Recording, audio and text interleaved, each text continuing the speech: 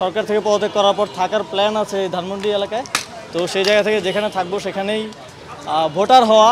আপনারা তো জানেন যে নির্বাচন করার জন্য আপনি কোথায় ভোটার হইলেন সেটা গুরুত্বপূর্ণ না, আপনি দেশের নাগরিক বা ভোটার হলেই যথেষ্ট। তো সেই জায়গা থেকে ঢাকায় ভোটার হওয়া, যাতে করে নির্বাচনের সময় আমার ভোটটা অপচয় না হয়। এটা নিশ্চিতভাবেই এখন বলছি যে আমি নির্বাচন করব।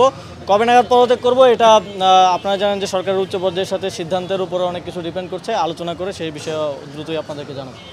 এই বিষয়ে এখনও যেহেতু কোনো সিদ্ধান্ত আসেনি, আপনারা জানেন যে সরকার রাজনৈতিক দলগুলোকে আলোচনা করার জন্য সময় দিয়েছে এবং সরকার রাজনৈতিক দলগুলো থেকে ফিডব্যাক পাওয়ার পর চূড়ান্ত সিদ্ধান্ত নেবে। সিদ্ধান্ত নেওয়ার পরে বলা যাবে, এখনই কিছু বলা যাচ্ছে না। সরকার তো জনগণকে নিয়েই কাজ করছে, জনগণকে নিয়েই ভাবছে এবং সরকারের সকল কার্যক্রম জনগণমুখী।